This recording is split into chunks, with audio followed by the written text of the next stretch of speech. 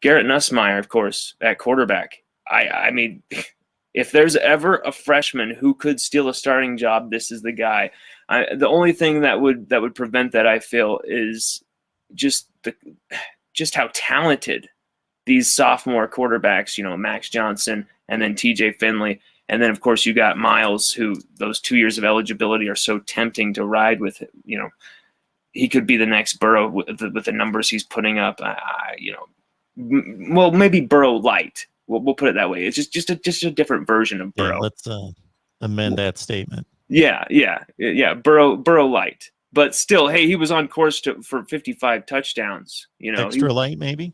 55 touchdowns. Hey, he was on course for 55 touchdowns. That's what the numbers were saying. He was putting up ridiculous numbers through the first 3 games.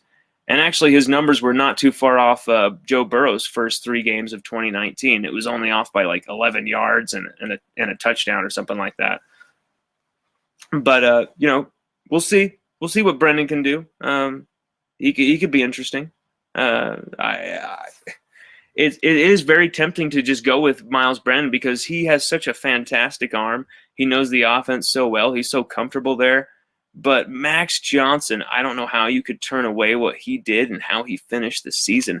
This guy, there's something magical about the way he plays football, the way he grinds. And he was fantastic on 3rd and 4th down. He made some huge plays. He was 6 of 7 on 4th down opportunities, scoring 3 touchdowns. 2 of them passing touchdowns to Kayshon Boutte against Ole Miss, and another one was a rushing touchdown in the same game. But the cat, he is just unbelievable. TJ Finley actually had the best 3rd down percentage of the 3 quarterbacks with 41%. But Max Johnson was right behind at 39%.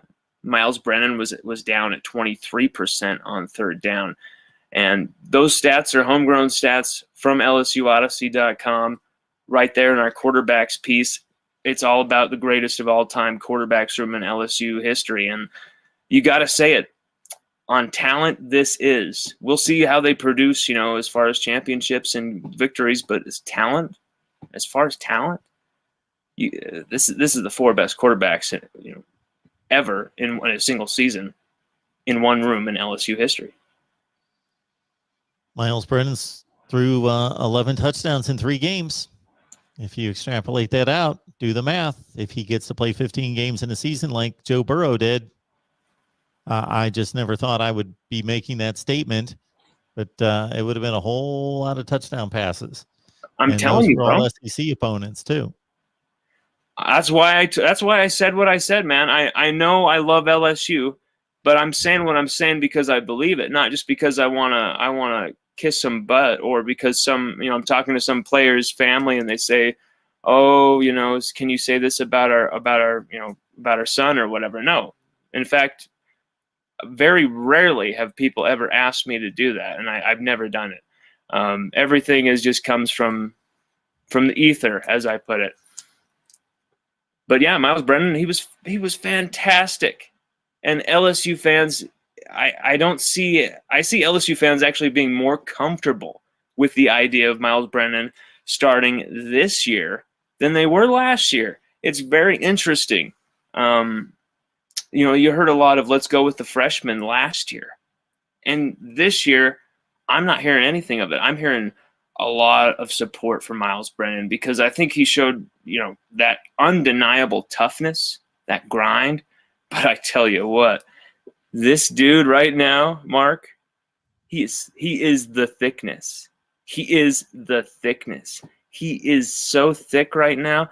This guy, I don't know what his weight is. It's got to be at least 240 right now, 238. He has gotten way bigger, and he just looks like a different guy. I think he's been through a transformation.